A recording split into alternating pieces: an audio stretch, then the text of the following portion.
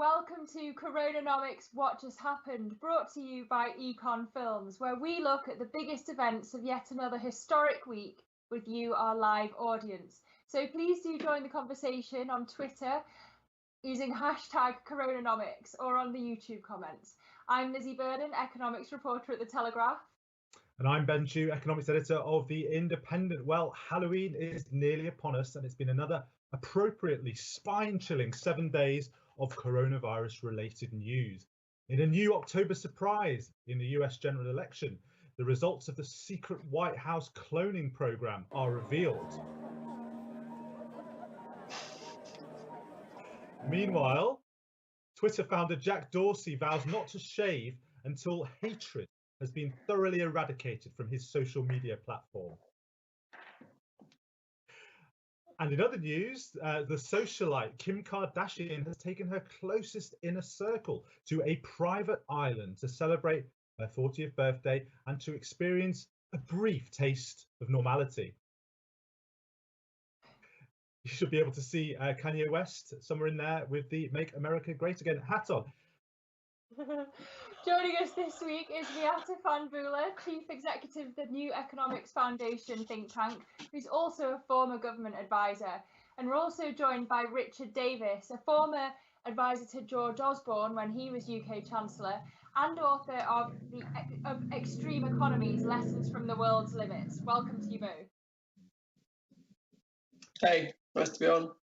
Great to have you. Now, before we go to your moments of the week, guys, we've got our audience poll, our regular poll, and we're asking, as Kim Kardashian goes to a private island for some, quotes, normal life, we want to know what aspects of normal life do you miss most? Is it 1, going to the football game? 2, going to nightclubs and gigs, shoals shut, of course? Is it 3, dropping into the pub with your mates? Or is it 4, your private island? Go on Twitter at CoronaNomics TV and let us know what you think, and we will discuss what you vote for towards the end of the programme. But now on to our moments of the week, and we're going to start with you, Richard. What was your moment of the week? My moment of the week really is what's going on in the labour market. And it's really something that's about to happen, which is the end of the furlough scheme. I see you're putting up an image there, which comes to an end this month. And then the new scheme starts in November, which is quite a lot less generous. So rather than 80% of pay, workers will get 2/3 of their pay.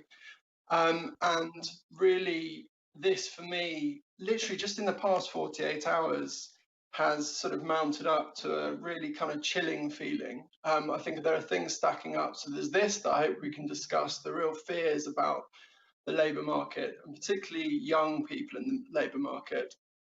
There was also a great report a couple of days ago by the Resolution Foundation entitled Jobs, Jobs, Jobs, well worth a read, that sets out, they did a big survey, 6,000 people, and found that there's essentially bad news to come when the official statistics come out.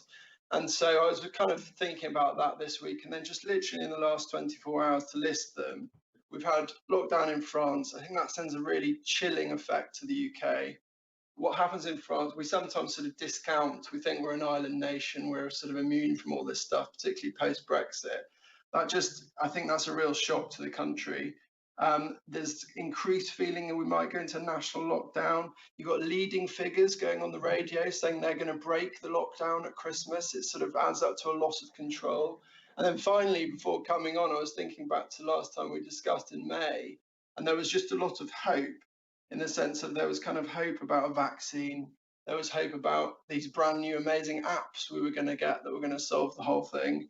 And just the days were getting longer. Summer was coming, and all of this just stacks up. I hope we don't, but I wonder if we'll look back on this week as being kind of one of the weeks where things sort of really turned bad again. Yeah, well, as you say, Richard, hope seems a long way away, I'm afraid, at the moment. But let's talk about policy, because as you know, Rishi Sunak is coming under increasing criticism for his policy response. He was previously feted for his policy response, now less so. As you noted, and that headline showed, a lot of people are saying that the furlough should be more generous, even more generous than he has made it in recent weeks, that it should be basically the full furlough again. Now, Richard, so you've worked in the Treasury.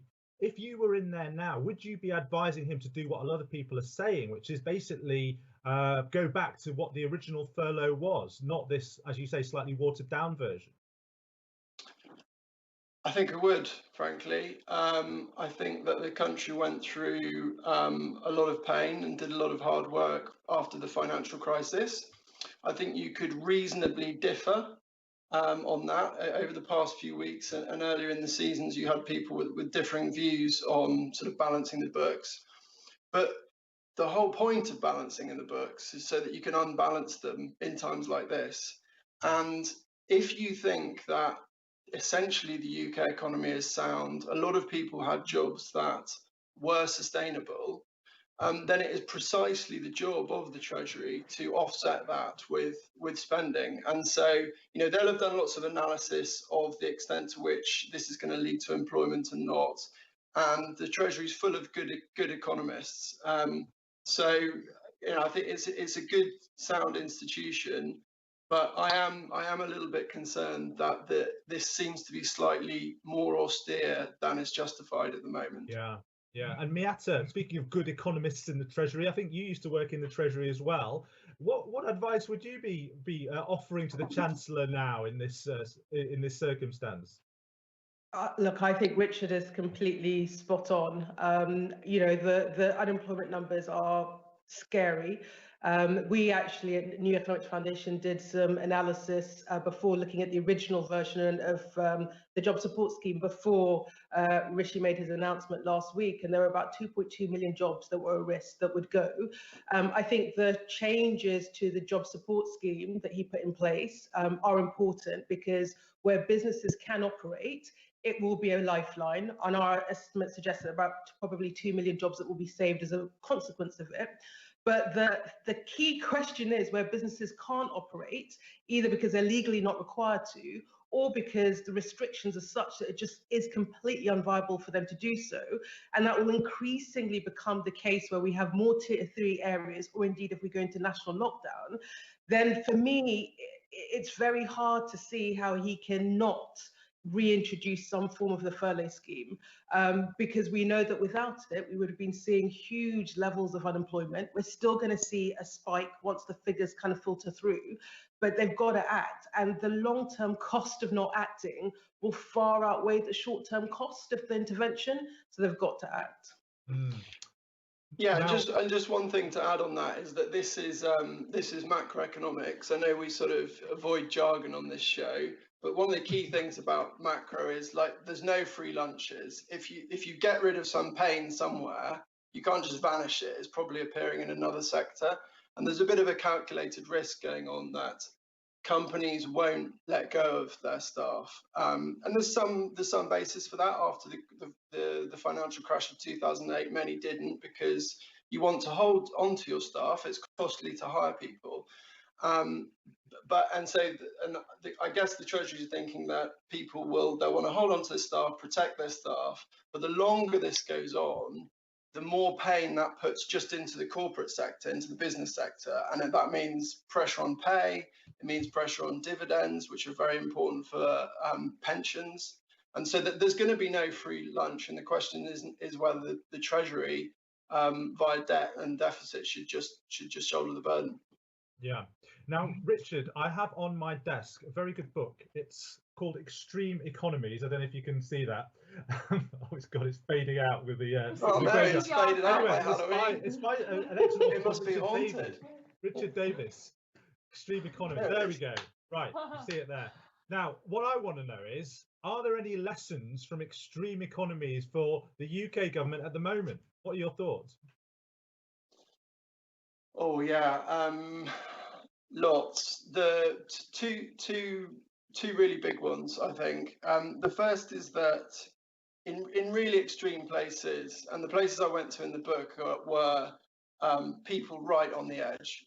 So I won't go through them too many, but it's places like disaster zones, the Indonesian village that got wiped out by the 2004 tsunami, maximum security jails, the Syrian refugee camps, and so on. People are incredibly resilient and are able to build back in the most extreme circumstances. And often as policymakers, we kind of overplay the need for physical capital, so for sort of machines, plants, factories. That's the kind of obsession of kind of old school economics, capital, basically, physical capital. What I found was that the really key things, the two absolutely crucial elements, were human capital. That's grown in people have realized that's more important over the past 25 years in economics, but really vitally social capital. So that is quite hard to define, but it's things like cooperation, neighborhoods, norms, traditions, being able to expect that if you do something not for money, that people will do something back for you, reciprocity, the scholars call it. And in some places that I went that had received a massive shock, social capital was high and they tended to do really well. And in some places it was low and had been damaged, particularly, for example, in Glasgow by some of UK government policy through the 60s and 70s. And I guess my concern about now putting all this together is that, I don't know, maybe I'm wrong, maybe I'm just feeling pessimistic tonight, but in the spring it seemed like there was this we're all in it together spirit. You know, there was clap for the NHS, everywhere had the same rules and regulations. And now just every night it's a kind of new city, a new set of rules, different rules for different people, Northern Ireland, Wales, Scotland, all completely different systems. And I just sense that this differentiation, this like, is creating a sense of geographic unfairness. And I just worry about that for us as a country. Yeah, it's a great point. I feel like with Brexit as well, you mentioned Northern Ireland, but that emphasises the difference between the regions, and that's, you know, approaching in January, the leaving at the end of this year. So it underscores those differences you're talking about more so than in May. Yeah. And on that point about social capital is great, Richard, because we've actually got a live question. We're going to go to Ben Richardson, who is in North London, and he's got a question. Hi, Ben. Hi, pleasure to be here. What is your question? Yeah, so I think the case of Sweden is really interesting. They've also taken a different approach. They haven't locked down. People can largely go where they want to, and they can largely spend time with people they want to. I think by this point in the year, it's because they have 85,000 excess deaths, and the actual number is about 6,000. I just wonder whether that's evidence that perhaps the cure is worse than the disease in the UK. Well, Miata, let me put this one to you, because sort of putting that together with what Richard's saying about social capital, some people are saying that the reason why Sweden was able to get away without a full lockdown was because of the cooperation, the sense of solidarity in the society already. Could we in the UK have done what Sweden did if we had that more social capital going into this crisis, do you think? Yeah, well, look, I think it's partly social capital, but also they have a really, really effective public health system that has been operating for a really long time, that works on consent and a kind of joint partnership between citizens and the state. And it's a really different model, which means, people often say, well, look, Sweden didn't have any restrictions, they didn't lock down. But actually, they had a lot of restrictions. There was exactly the same measures in terms of social distancing. There were similar measures in terms of people not going into work, but it was all done voluntarily. So when you compare actually impact on the economy, you compare interactions between people with Sweden and elsewhere, they're quite similar. It's just they didn't impose it because they didn't need to impose it, because they just have a really, really effective public health system and a long-standing culture of working in that way. And I'm just not sure that we have that we could have pulled it off. And I think the thing that worries me is if you look at compliance levels, now some people might argue compliance is low because people are being forced to do it and they don't like being forced to do things. I don't really buy that. Our compliance levels on things like self-isolating are significantly lower than they need to be. So I worry that if there wasn't any compulsion, that it would be really, really difficult in terms of the measures that are needed to kind of control the virus. And Richard, it's interesting, isn't it? Because Sweden is a very social democratic country, but it's being held up by a lot of people, a lot of libertarian people, more on the right actually than the left, as the model of what other countries should have done. I mean, what's your thoughts about the Sweden model? So Sweden, it just sort of keeps coming back through my adult life. I remember sort of when I first got interested in politics in the late 90s. Tony Blair was obviously very influenced by the kind of Swedish model, like the third way, all that stuff. And then working at the Bank of England through the financial crash, one of the models for us there was Sweden, because what they did, they had a financial crisis, and they very quickly nationalised all their banks and then very quickly sold them again. And that was a big influence of what we tried to do with RBS and Lloyds. We managed the nationalisation, we didn't manage the selling quite as quickly. In terms of whether to follow it or not, it's talking in a really nerdy way. It's a shame that there aren't more countries that have done it. And what I mean by that, and Miata will remember this from her time in policy as well, as a policy advisor, it's actually really helpful when you have a variance or differing approaches. People do different things because you can compare and contrast. The problem, and so by now, if sort of 5 countries had done it this way and everyone else had done the full lockdown, we'd be able to have a really good compare and contrast. As it is at the moment, I would just be concerned you're betting everything on one country. There may, as Miata said, they've got a very specific healthcare system. Would we want to copy something that only one other country's done at this stage? I think probably not. Brilliant. Well, Ben, I hope that addressed your question satisfactorily. Thank you for coming on and asking it. Brilliant. Now, don't forget to vote in our poll at CoronaNomics TV. And if you've got a question, leave it in the YouTube comments or ask us on Twitter, #CoronaNomics. Now, Miata, what's your moment of the week? So my moment of the week is Marcus Rashford, not just on his own, but the petition where kind of 1 million people have basically signed saying that the government ought to be providing free school meals in the holidays.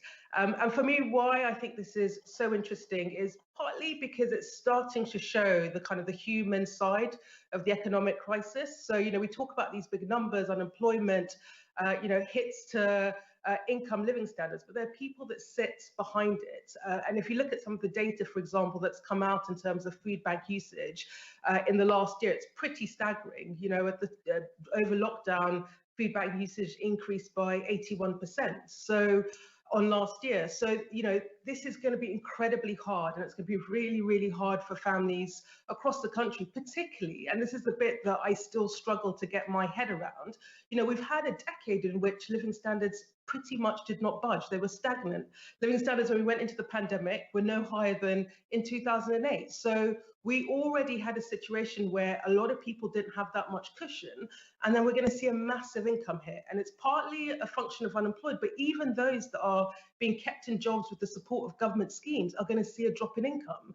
And it's going to be really, really hard. And I think on this one, the government, I think actually there's a lot they've got right in terms of their economic response. I think on this one, they've got it really wrong and also completely misjudged where the public were on this question. And for me, the thing that the petition shows is just that sense in the country, and this is maybe where we do have hope that there is social capital, is that a lot of people are going to struggle and we ought to be supporting them. Now, for me, the answer isn't food vouchers, it's getting our social security system right. And if you look at, the core unemployment benefit, it is the 5th lowest in the OECD countries. It's the lowest it's been since the creation of the welfare state. And so our social protections are really, really weak. When you have the International Monetary Fund saying this week, British social security, social protections are too weak and the government needs to invest in it, you've got a problem. And in the end, the thing that the government's going to have to confront is, unless it is willing to shift universal credit in quite a significant way, and the thing that we are arguing for is, we should be looking at a kind of minimum income protection, something like £220 a week, 6 months, to help people weather this awful, awful pandemic and the economic storm that's coming with it. And if it doesn't move, expect to see many, many more public outcries about people who are just being disproportionately hit by this thing without the government putting its arms around them. I mean, Richard, so Miata hinted at this. If vouchers are preferable to an increase in universal credit, doesn't that imply that the state doesn't trust more deprived families to use the money to feed their kids? Isn't that exactly what a nanny state is? Yeah, I think, you know, in a kind of extreme emergency situation, you might want to do that if you think that, because it takes time to administer these things. So that's one of the reasons why a lot of things have been done the way they've done. So to put in place a new tax or a new benefit, it literally, the mechanics take time. But for sure, you don't want to end up in a situation where you're kind of controlling what people do through vouchers that they can only spend on certain things. No, I completely agree. I'm not against the idea, but like Miata, I don't think anyone wants children to go hungry, but surely the fact that this is being asked for again after it was provided at Easter does show that a dependency has developed, and that's what those Tory MPs were saying, right? No, I think we are living in the deepest recession for 300 years. And I think it's really profound. And I think it is hurting a lot of people who are already struggling. So, you know, I think if there is a dependency, it's a function of the moment that we're in. And to not recognize that seems completely blindsided. You know, and for me, it is our collective responsibility to ensure that we have a proper safety net.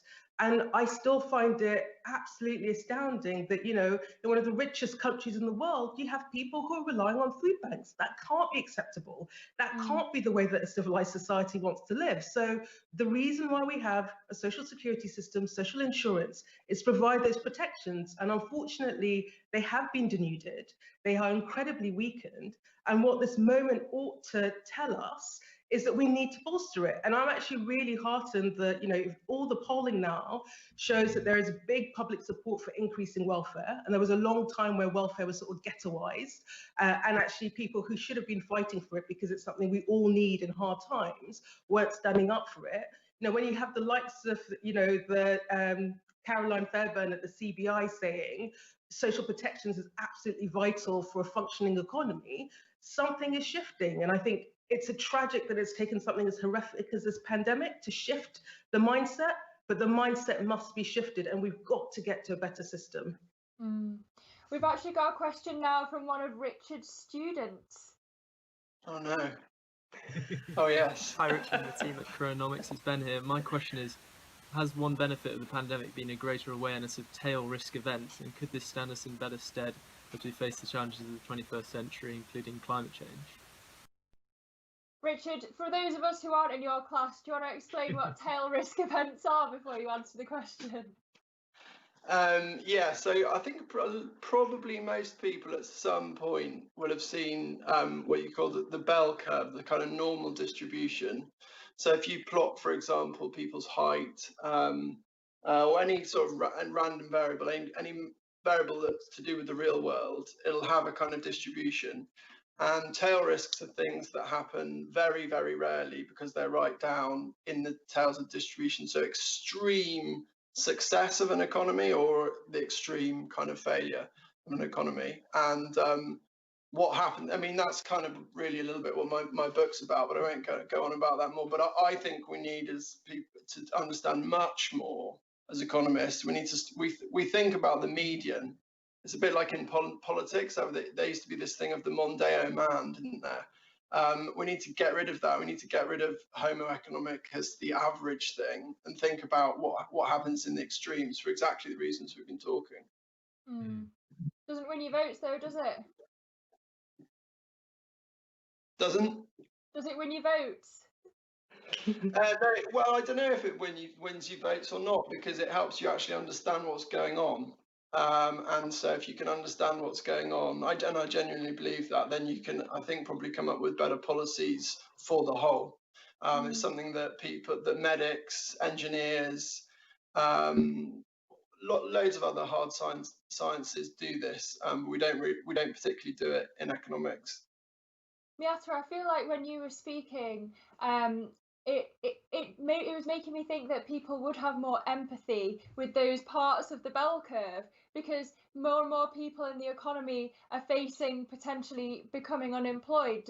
Do you reckon that's true? Do you reckon there is that increased empathy because of the pandemic? I definitely think so. I mean, I think the fact that there are people who would have never in their wildest dreams imagined that they'd be relying on social security, on benefits, and are having to. There are people like the 3 million excluded who would love to be on benefits but can't get on it. And I think it does sort of provide a kind of collective appreciation, that idea that actually sometimes bad things happen and they can happen to any of us. And that's why we need a net. And I think that's the point of empathy, which means that you can sort of maybe feel and understand and reach out and see things through the eyes of others that sometimes felt like they lived a very different life to the life that you were leading. And perhaps that does breed, better social capital, that does breed empathy, and means that, collectively we try and move to have a better kind of society that looks after each other. Yeah, and one of the sort of hard data points you can look to see that, if you want to be optimistic, is look at charitable giving, which spiked massively, and that's brilliant. I'm not at all saying that we should. It's US elections next week. I would not like the UK to go down a region where we get rid of social security and rely on charitable giving. It's much better to have a kind of the system, and it's good that both our parties in this country do, to differing amounts, but I don't think we're going to become America and just rely on philanthropists. But that said, I think it's a great and kind of heartening statistic that despite massive recession, you saw people giving because they wanted to help those in need. See, it's not all doom and gloom on CoronaNomics. Don't forget to vote in our poll, and if you've got a question, ask away on the YouTube comments or on Twitter using #CoronaNomics. And now, Lizzie, tell us your moment of the week.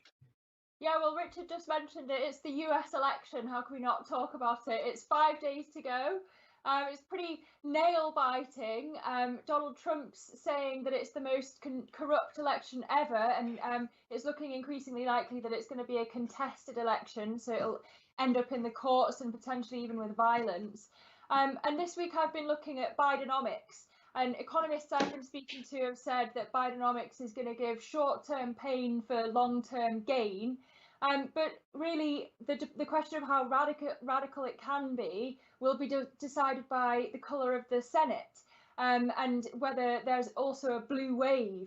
And if there isn't, Joe Biden may have to, if he wins, compromise on things like his corporation tax rise. If he wanted to increase it to 28%, it may have to only go to 24% if he doesn't have the full support of Congress. But no matter how sensible Bidenomics is, I've also spoken to economists who've said that it doesn't matter because Trump voters can't be persuaded because they don't care about the economy, they care about identity. So I'm really interested to hear what both of you think. If you think that Biden's really going to win, and if you think Bidenomics can save the US economy. Richard, I'll go to you first. What do you reckon? Oh, I've got absolutely no idea. And what I mean by that is that the data is so weird. I just think it's going to be like that Bush election all over again, isn't it? So essentially, a huge amount of postal voting, and Trump for the past 6 months has been saying, postal voting, we can't trust it. So, I mean, do you guys think they'll get a result like before Christmas? I have no idea. Ben, what do you think?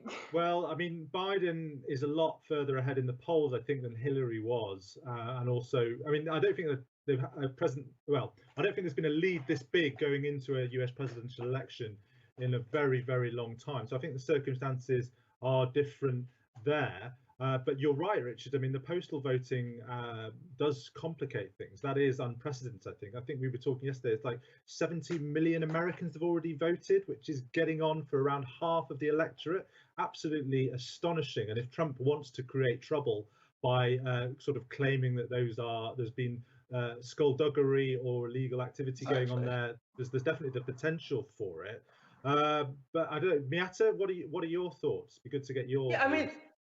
So I think that if the Democrat strategists are hoping that the win is going to be so comprehensive, particularly in the key swing states, that it's going to be very, very hard for him to call foul. And that is the best case scenario, but I think everyone is slightly traumatized by the last election when the polls were saying one thing and we ended up with the Trump presidency. So I don't think anyone can call it. I don't know whether this is more hope, desperate hope than anything else. I think it will be a Biden win, but clearly going to eat my words, but I think it will. And for me, the more interesting question is then to what extent do they sweep the whole lot? And if you have a Biden presidency that has control of the Senate, the House, then they can really do stuff, in a way that, for example, Obama wasn't able to. And the thing that is still unknown is what Biden unencumbered, what his policy platform would be, because at the moment he's been trying to straddle, the left of his party with the kind of mainstream of his party, and doing a pretty good job. But if you have 4 years that are unfettered, what do you do with that? And the thing I still can't get my head around with kind of US policy is the things that they think is radical. It's just like basic policy in Europe. So it's on a different scale. The thing that that feels radicalized, you're like, oh, that's just like our everyday. And I really desperately hope that one of the positive things, that there will be very few positive things that comes out of the pandemic, but it will expose just the complete lunacy, in my view, of having such a weak social protection. I mean, I'm complaining about the UK context. We are on a different plane to the US context, and it can't be right. It's never been right. And I just hope that something better comes out of this. But to answer your question, this is CoronaNomics, to answer your question in a slightly different way, Lizzie, one thing to say is, does it matter? Does it actually matter? And does it matter in particularly when you think about things that we've been talking about on the show? And one of the sort of mistakes that we make being in the UK is we have this incredibly centralized system, and we sort of think everyone else is like that. And they really are United States. They have very different policies. And to take just one, minimum wages, do a chart of minimum wages across the states, they vary massively. There's a federal minimum. But in some cities, they have a minimum wage which is more than double the federal minimum. So when it comes to foreign policy, which is obviously massive for America given its military capability, clearly the presidency matters. But for economic policy, city regeneration, minimum wages and so on, actually the states still really matter. I don't know about you, but I'm going to be up all night watching the US election next week. So it'll be definitely a hot topic on next week's What Just Happened. If you're watching, don't forget to vote in our poll. And if you've got a question, ask away on the YouTube comments or on Twitter using #CoronaNomics. Now, Ben, what's your moment of the week? Well, Lizzie, Richard's mentioned it already, but it was President Macron of France announcing another lockdown for France live on TV last night, saying that France otherwise risked being overwhelmed by the virus. Big moment for France, of course, and it will have a major short-term negative impact on French people's lives. I messaged a friend in Paris last night just after the announcement, and he said his major concern was mental health over there. They were really feeling the effects, and I think it will be exacerbated more now. But it is a decisive judgment and decision by Macron about what French public opinion wants and will bear. And bear in mind as well that he faces re-election in 2022, so he has to think very carefully about that. I think it is notable as well that Macron's personal approval ratings have increased this year during the pandemic, which is the opposite of Boris Johnson's, whose ratings have been going down since April. But of course, the big question is, will the UK be the next to impose another full national lockdown? If you look at coronavirus cases and deaths, our path has been quite similar to France. We've been behind, but not that far behind. And of course, we've been hearing this week that SAGE, the government's advisory group, has put forward a really quite sobering worst case scenario to ministers for the winter this year of what will happen to deaths and cases. And Neil Ferguson, the epidemiologist, thinks there could well be more national restrictions to come here as well. Here's a clip of what he told us in our upcoming CoronaNomics show when we asked him about the restrictions that have been put in place by ministers so far. The measures which have been introduced, at least in recent weeks, have been to a large degree evidence-based. I, like many other people, including Patrick Vallance and Chris Whitty, are not convinced at the moment that they're sufficient to achieve control of of spread. And that was a political judgment made by the government to, in some sense, introduce a certain set of measures, see whether they worked, and then probably eventually escalate those measures if they didn't work. So probably escalate those measures. Mark those words carefully, I think. But Miata, let me ask you a question on this. I mean, is your sense that restrictions are inevitably going to be tightened here on a national basis? Are you as pessimistic as me? Yeah, definitely. I mean, in the last 24 hours, for me, the two points was France, Germany, and then, you know, the analysis that's been done that suggests that there are about 100,000 cases a day, which is kind of equivalent to where we were when the government last made the decision to go into a full national lockdown. Unfortunately, I think what's going to happen is that we will drag our feet, and we'll see over the next 2 weeks area after area going into tier 3 in a very piecemeal way. And then a decision will be made that actually the totality of it is not driving the virus down quick enough. And I suspect we'll end up with a national lockdown. And the big question will be whether the delay in time, the weeks that were wasted, cost a huge number of lives. And it's just, I mean, you know, the thing with Macron's statement is, he just felt weary, you know, and you kind of feel for political leaders, good and bad, because this thing is just horrendous. It's relentless, you know, and everyone would have loved to find an option that was better than national lockdowns that just have huge other costs, not just to the economy, but to mental health, to people's health, all the other stuff. If there was any other alternative, I think everyone wants to find it. But I think we have to buy ourselves time, which is why I think we probably have no choice but to enter into national lockdown and then desperately, desperately hope that a vaccine comes into train early next year. Yeah. Richard, let me ask you, because it wasn't long ago, you'll remember that Boris Johnson was going around telling people that he hoped we'd all be meeting up together for Christmas, it'll all be over by Christmas. What's the role of government messaging at a time like this? Is it to actually tell, you know, sort of suggest, forget about a normal Christmas to people, get that message out there now? Is that what you would be advising ministers on their messaging?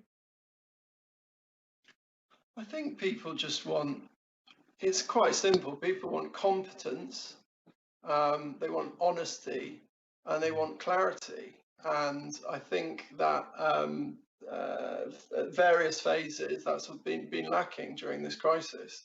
So I don't think there's any trick with messaging. I think probably a bit like, and all chancellors do this, so it wouldn't be a sort of party political thing. It's the sort of 1p on beer you do during a budget.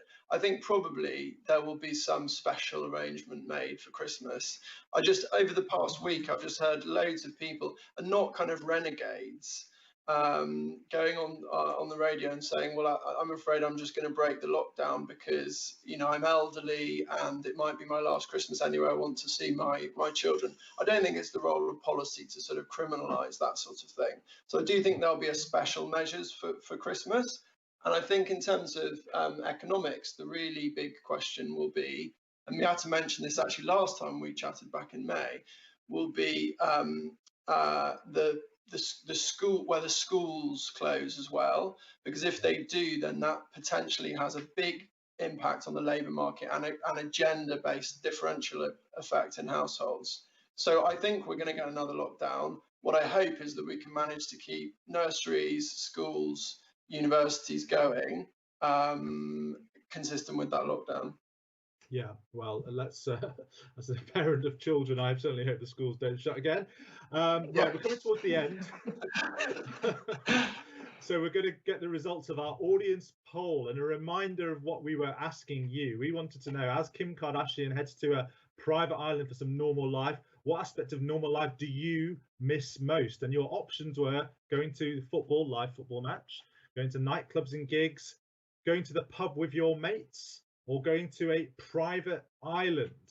And the results are going to the football, just under 10%, gigs and nightclubs 8.3%, pint with your mates is the winner on 44.4%. 37.5% private island. I don't know if Richard Branson has been on there kicking the. He's a big viewer of this show, apparently. But I suspect they're a bit tongue-in-cheek, those respondents. But Pub with your mates, I mean, I can certainly relate to that because I don't really go to nightclubs or the football anymore. Well, I haven't gone for a few years, but the pub I would have gone to a few times. I haven't been able to. I mean, do you? Is that Richard? Is that your? Would you have voted for pubs in that poll? Yeah, for sure. And it does seem silly, and to be honest, at the very start of lockdown, when everybody was getting really kind of stressed about it, maybe because of having young kids and being stuck in a house anyway, I wasn't feeling it so much. But I do remember distinctly on Independence Day or whatever it was called, going to the pub, just having a chat. And it sounds stupid, but it does actually it's a sort of therapy in Britain for some people. Let's just face it, it is. Isn't it? I mean, where do you get the social capital from? Yeah. And Miata, which of those things do you miss the most that we used to obviously be able to the do? private island.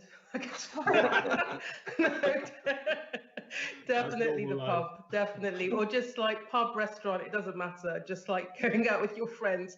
I think particularly when you've got young kids and just like missing that time just to escape from them for a night and talk about anything else. Yeah. And Lizzie, it'll be nightclubs for you, I'm presuming. Oh yeah. I've only just got my ID. Need to go and use it. That's how young you are. Anyway, we've run out of time, but it's been a great show as always. Thanks so much to Richard and Miata for coming on, and also thanks to you for sending in your questions. Please keep them coming in, and also keep the suggestions coming in about what we might cover in future weeks.